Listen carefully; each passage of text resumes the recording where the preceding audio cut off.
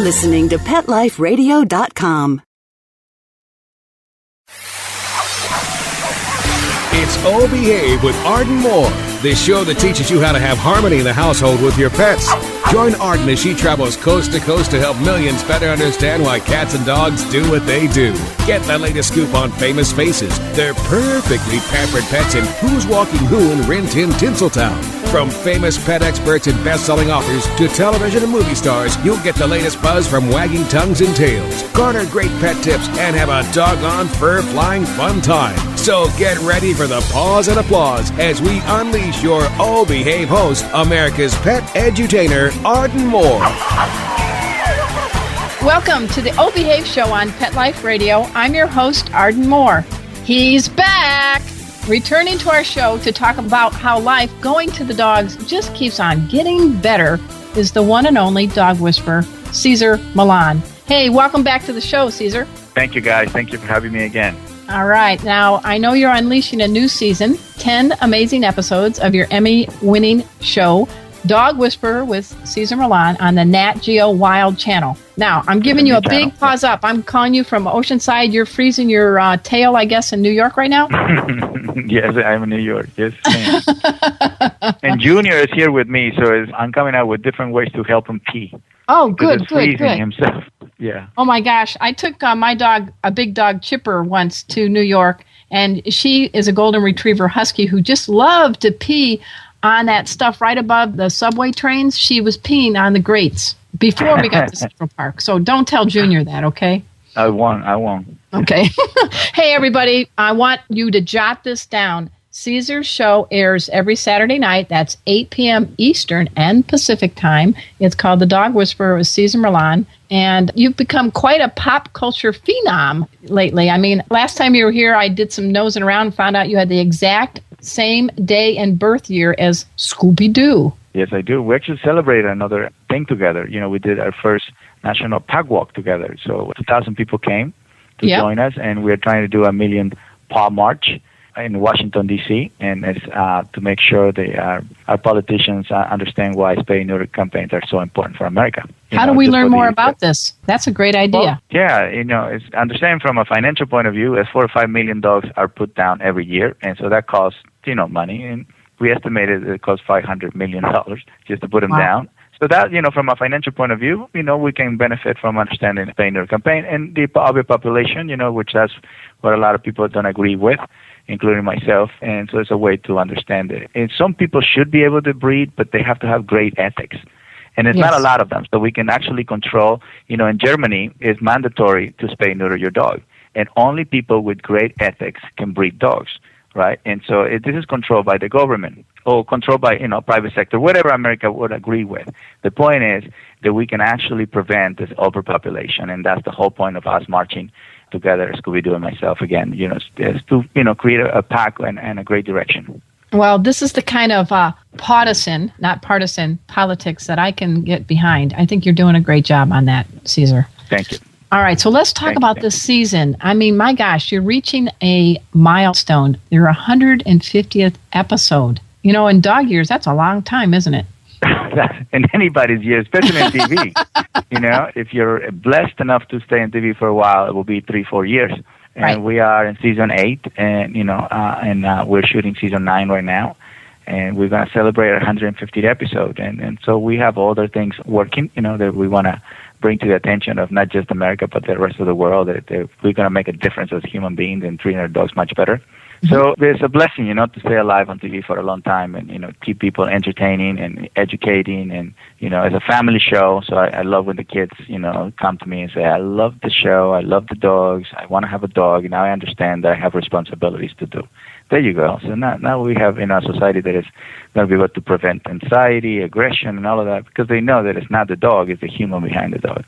Yeah, I was going to tell you, it seems like sometimes the two-legger's bark is much worse than the dog's bite, don't you think? Well, our lack of knowledge is what develops the instability in our dogs, right? Mm-hmm. So why dogs in third world country don't have psychological problems? They're skinny, but they don't have psychological problems. And dogs in America are nice and chunky, and they have psychological problems, right? They have 3 beds. It sounds like some of the guys I've dated. I don't know. It sounds like some. Well, that's another story. But, okay. That it reflects, our knowledge and how we truly treat our dogs? Are we fulfilling the needs of our dogs on a daily basis? And so that's what the show is all about, just to show, okay, this dog has developed psychological problems, but if the human changes his perspective of life and he really shows the dog, true love, the way a dog would like to be loved, which is exercise, discipline, affection, body, mind, heart, and then look the transformation. Look what a dog can teach us, to live in the now, to embrace, this new way of being. And really what the dog wants in life is just to live a balanced, harmonious life. He can care less about money, fame, or, degrees. One of the episodes that we're shooting right now is about this lady who is homeless, right? And for many, many, many times, this girl has been approached by institutions to tell her, look, you can come and live here, or churches that you can come and live here. But none of them accept dogs. So the only thing they ask her is just not to bring the dog with her. And what she says, look, I'm homeless, not heartless. And so she'd rather live in the street than give the relationship away, which is something very beautiful to learn, because a lot of times in economical crisis, people, the first thing they get rid of is a dog. Here's a homeless person, they rather not get rid of the dog and maintain the relationship. So there's a lot of great things to learn. And so what I'm teaching her is how to bring a dog back into a house, and a dog can actually interact and mingle, with other ladies in her same situation. So this is the first place in America that actually allows women who are pregnant or who have children and also bring their dogs and who are homeless as well. Well, hopefully this will be a trend that's starting. I mean, this economy really is not very great. And the one thing you don't want to give up is, as you said, you can be homeless but not heartless. I don't think I could ever live without Chipper and Cleo. And I'm sure you with Junior it's a relationship. Yeah, absolutely. No. Absolutely. I mean, I'm from Mexico, so we understand what it is not to live with money. We have financial crisis from the moment we were born. So we actually learned to live without money. I came to America with no money. So you don't need money to make money. What you need is to believe, and in this case, to believe in a relationship. And and I'm very spiritual about my relationship with God. So I believe in God, and I believe in myself, and that's pretty much what it created. What people see as a dog whisperer is a guy who came to this country who believed in himself and believed in God. So that combination is to me what has allowed me to be what I am. And of course, having the company of a dog, it doesn't get no better than that. Look what you've done from, the season 8 years. I mean, I met you a couple years ago. I mean, you just keep growing. And the one thing I find sort of amusing is you've got a lot of nicknames. You're in the pop culture, you're in the Jeopardy questions and all that. But you've been called the Dr. Phil for dogs. I don't know. That's nice. But with everything you do, the TV show, the magazine, the foundation and all, why isn't he called the Cesar for people? I don't think he does the... Can you see him? He likes to do. I tell you what. That's what he likes to say. I tell you what. Yeah. We both work with people. It's just I think I have the upper hand because a dog tells you the reality and a human tells you the story.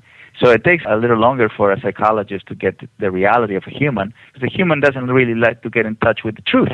And a dog, the beauty of a dog is he tells you the truth from the beginning. Mm-hmm. So it's like right away I can smell, if a person is lying or not. That's very good. Now, talking about the season that you've got for the Dog Whisperer, Cesar Millan on the Nat Geo Wild station, Saturdays, everybody, 8 o'clock Eastern and Pacific. I'm looking at this lineup of the episodes, and I'm an ex-sports writer, so I'm into statistics.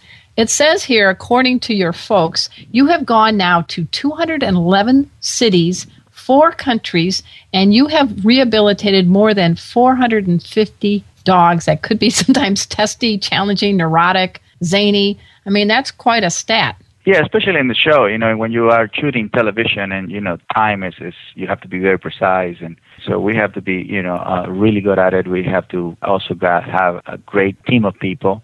I'm bringing more and more people that, once I do a session with the person and their dogs, I make sure I leave them with somebody that can maintain, the new understanding.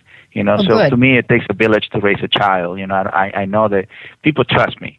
But I know for a fact that I'm not going to be there, the rest of their growth or the rest of the transformation. But one way I can do is by bringing other professionals to join in the transformation. So I like the pack concept, I like to bring other people and get involved. I think it takes all of us to transform the world.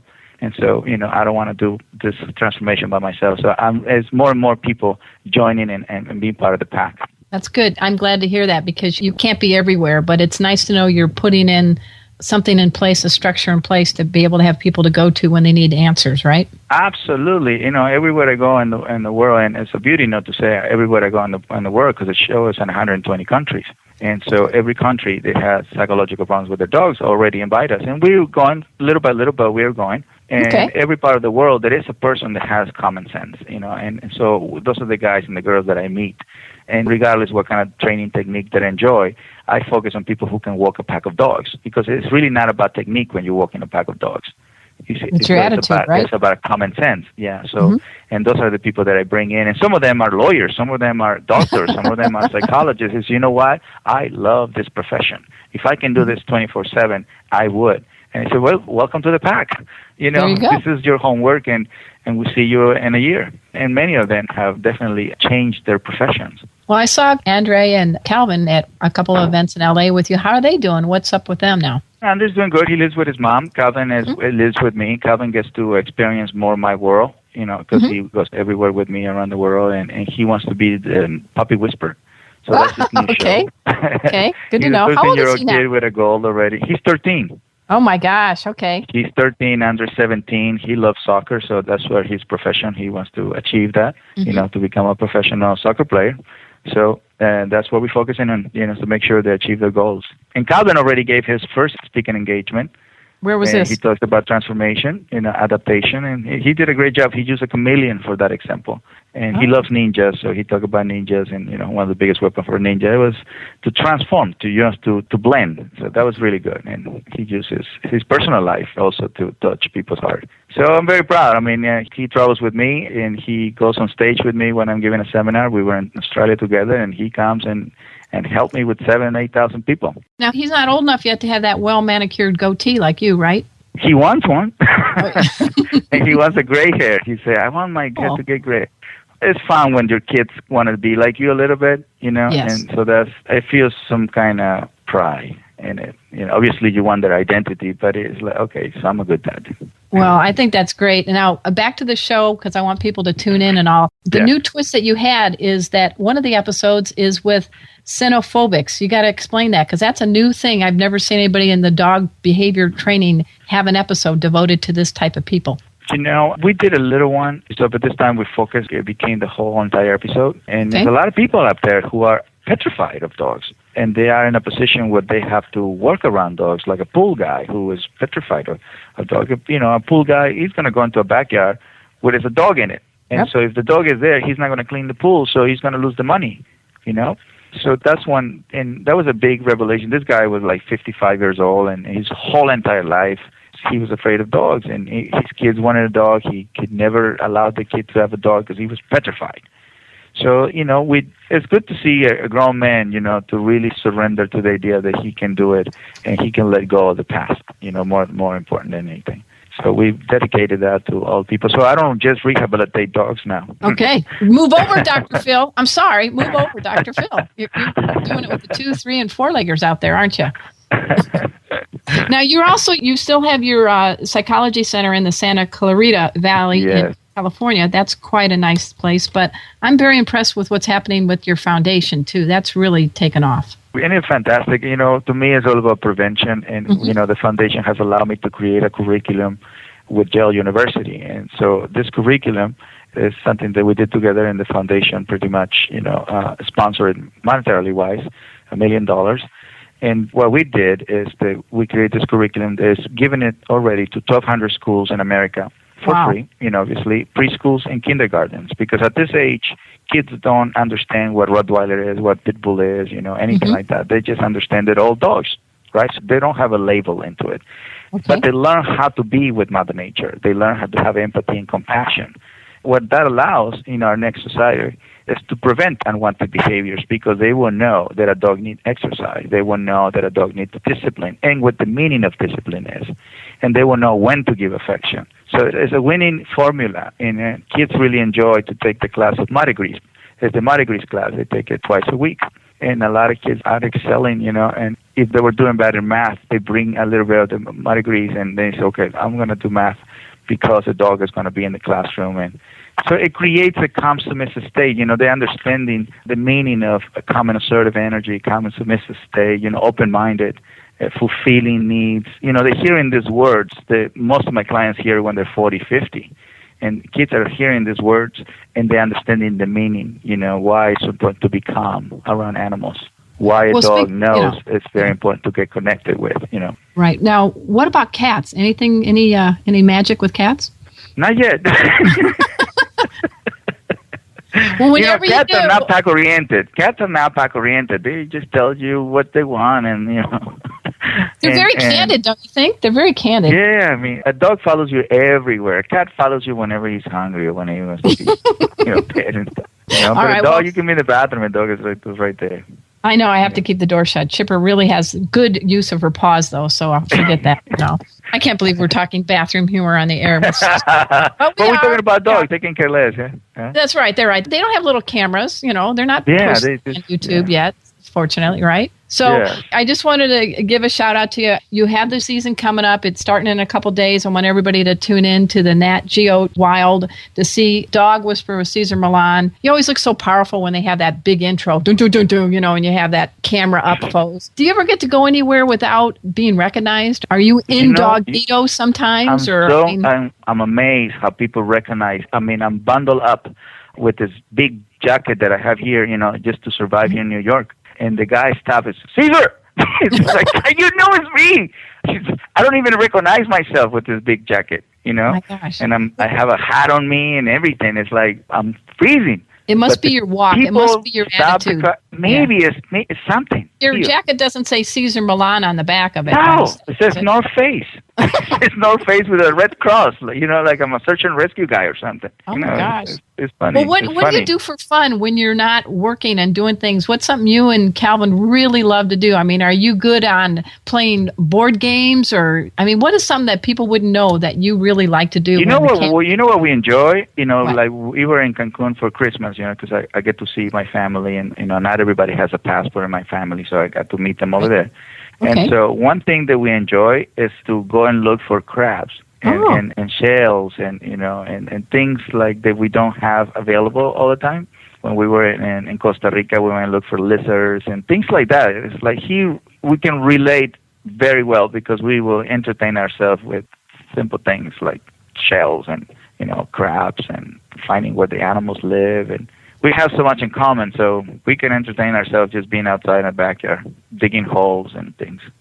Very simple. That's kind of nice. You got to get grounded, don't you think? Because you're pretty much on 24/7. Yeah, I mean, I have to be on because that's what I'm the pack leader, so I have to be on. Right. But when I go, with Calvin, or when I'm with the dogs, we have 2 chameleons, we have 2 turtles, we have 3 birds that people have given us over the years. And we cleaned them up, and we took the chameleons to Big Bear so they can meet the snow. They're not part of that environment, but we felt that they enjoy our company in Big Bear, and we take good care of them. We buy some crickets over there. There's people over there that sell crickets, so it was good. Simple things. It's like he loves fishing, but he doesn't like to use the regular fishing pole. So we create our own fishing things. I told how I used to fish in Mexico in a can, and we just put the little nylon thing and we throw it, and that was it. And so he likes things that I used to do when I was little. Well, before we go, what's the biggest challenge or biggest goal you have within the next 5 years? What another mountain do you want to move? Well, the dog psychology centers around the world. That's something that is very important. It's something that I just want people to be able to have a place where they can come and understand the psychology of dogs and the different methods of dog training, so they understand which method works for them. But I think a place where humans can become educated, about relationship with dogs is really important because, more and more people are becoming more afraid, especially with the pit bulls, and they're banning pit bulls, from all over the place. And so that what this says to me is that the world is becoming more and more ignorant and more afraid. So the way we can fight ignorance and fear is with education. So, dog psychology centers for free, you don't have to pay. The government should be part of it, or institutions should be part of it. Something that the human has access to it, to education. Education should not always have to be purchased or charged. It's something that we have to do collectively as human beings and just feed that information. So that's my goal. Well, that's that's a goal goal that I want to leave. Yeah, at least we shouldn't have instability with our dogs. And then eventually we can move to finding harmony between human to human. But I know that we can achieve 100% harmony with dogs because they're ready. The thing is, we're not ready because we don't have the knowledge. I know there's people that are on both sides of the fence with you, but it seems like through the years you've really evolved. Are you getting less of the having to deal with the other aspect of some people that may not understand your message? No, I think that's always going to exist. What they're missing is that I'm focused on fundamentals, and they think that I'm focused on technique. Mm-hmm. I'm not trying to teach people technique. I'm trying to teach people that you have to be calm and you have to feel confidence because animals don't follow instability, right? So right. Even if you think any technique, like positive reinforcement, well, if you're nervous, if you're tense, even if you have food, would not benefit the outcome, that right? Makes sense. So because your timing is going to be off. If you're frustrated, if you have food, you can't call that positive reinforcement. So it's the fundamentals that are more important than technique, and that's the part they're missing. I think the human have to be trained before he tries to train a dog. I think that's a good point. And I just so much love Daddy. I know you have Junior in the gang, but you ever miss Daddy? Every single day. Yeah. It's a special guy, 16 years of knowledge, of wisdom and love, and he's a great teacher, I will never replace any of the dogs I have, and it will be, I'm just telling Junior every single day, you just got to be just like Daddy or better. It's going to be hard. The last thing is on your show that's up. The one thing I thought was pretty interesting is the show airs on Nat Geo Wild. It's on Saturdays at 8 p.m. Eastern and Pacific. You have some military dogs that aren't earning their stripes. Now, that's kind of a twist. You'd think that all these military dogs would just do everything the right way. So you had a special challenge at Fort Hood, right? That's correct. And you said it right. You live in an Army base. It's all about exercise and discipline, first and foremost, right? Right. But it's funny because these dogs that I work with, one of them did not like people in uniforms. Oh, no way. Even the Army base, that's going to be hard. You can't avoid this, So obviously I got to help him. I got to wear a uniform. The dog came and lived with me. And so a person with a uniform was feeding him, was walking him. So, positive reinforcement. This is a guy that you can trust, And so because the male soldier was in Afghanistan. And so the wife was at home with the kids, so she doesn't wear a uniform, so she couldn't provide that experience for the dog. And there's another dog that was not afraid, but aggressive towards helicopters. And every time a helicopter passed by, he would just charge the helicopter. But guess what? Every 10 minutes, there's a helicopter passing by your house. Yeah, I'm just thinking, let's see, helicopter 1, Ozzy the Shetland Shepherd 0. Yeah. It only takes one time you reach the helicopter. Yikes. I know. That was a big but challenge. The same philosophy they practice with each other, they were not practicing with the dogs.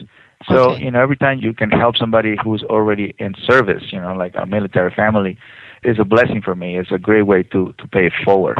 They were very grateful. I was very grateful to be there. Everybody invited me to their homes, and they gave me one of those patches. Everybody wanted me to wear their patches, which is as an honor, as an honor. And everybody was very happy for me to be there. And so I was treated like one of their pack. Well, I've been delighted to have you on the show. I want everybody to tune into the show. Now, for the 9th season that you're filming now, or how does somebody even get a chance to be episode on your show, The Dog Whisperer with Cesar Millan? Well, what people do is they send their video. And believe it or not, we can do thousands of dogs, but it's going to be different aspect of aggression, this different aspect of anxiety. The side effects are going to be the same, and the dog is going to be aggressive, it's going to be fearful, it's going to be anxious. Those are the side effects. We're going to hyper, run away from the person. But it's certain things that we have never seen before, and that's what really makes it in the show. Okay. Things that you, the viewer, are going to be interested. I've never seen that. Yes, aggression, but it's unusual. Like, for example, this show that I just shot, I was bitten by a Labrador. But the way that this Labrador was fed before, they will come and they throw the food. But this dog has been exhibiting aggression since he was 2 months old. 2 months old? 2 months old, yes. And so they were not able to do anything. They did hire, different trainers. And one of them, what they say is just throw the food, like, the way you throw food to birds, just spread it in the floor and run. So that's what he did. So exactly like what he did for many, many years. So he grabbed the kibbles and threw them in the ground and run away. And so this dog wanted to hurt the owner so bad. And so before the dog hurt the owner, I put my hand in it so I can block him and grab him and grab me and, send me to the hospital. How many times have you been That's the only dog that has bitten me completely in the show, like that I need stitches. That was a Labrador. A loving Labrador. I mean, did you have to get stitches? Yes, 4 stitches. Yeah. Oh my God! I have to stop filming because I was bleeding so bad. I know you've been now, kind of nipped and all that, but that's the worst bite, you say? That's the worst bite. Yeah, that's the worst bite in my whole entire life. I've never had stitches. And it wasn't a pit bull, folks. It was a lab. I know. But I'm not going to do what everybody does. I'm going to take them to the news. Oh, my God, Cesar Millan was bitten by a Labrador. I'm not going to do it. I'm just, we need to work. I haven't finished with him, but I love those challenges. Those are the ones that make me grow and help me stay more calm and confident. So, yeah, that's my new teacher is a Labrador. You know what? That's right. And I'm looking forward to this Paw March you're going to do to help educate the politicians to get some good laws out there so that dogs aren't needlessly euthanized. And it sounds like you're also hitting the youngsters with your foundation and your curriculum with Yale and with these dog groups. So you're hitting all ages, all groups of two-leggers that we all, I guess, need a little guidance. That's right. It takes a village to raise a child. It takes all of us to pay back to a dog what he has done for us. Anything else you want to say before we say goodbye? You've been a great guest. I really enjoyed you coming back. We'll have you back on as more things develop, but it's always been fun chatting with you, Cesar. Well, one thing that I always like to say is don't blame the breed, don't blame the dog. It's the human behind who needs to take responsibility. And, we can create transformation as long as we're willing to see what we're doing wrong personally. World transformation begins with self-transformation. So that's where transformation exists, when we see our weaknesses and our strengths and our difficulties. And there's help up there. There's a lot of help. So we just have to be open. That's very well put, Cesar. Again, we've had Cesar Millan on our show. He's got the new season of The Dog Whisperer with Cesar Millan. It's on the Nat Geo Wild channel, Saturdays, 8 o'clock Eastern and Pacific. And I also want to thank my cool producer, Mark Winter. He makes this show happen each and every week. So until next time, this is your flea-free host, Arden Moore, delivering just 2 words to all you 2, 3, and 4-leggers out there. Oh, behave. I'll behave too. Coast to coast and around the world, it's Oh Behave with Arden Moore. Find out why cats and dogs do the things they do and get the latest buzz from wagging tongues and tails in Rin Tin Tinseltown. From famous pet experts and best-selling authors to television and movie stars, you'll get great tail-wagging pet tips and have a fur-flying fun time. All Behave with America's pet edutainer, Arden Moore. Every week on demand. This is the place for a special paparazzi treat. Only on PetLifeRadio.com.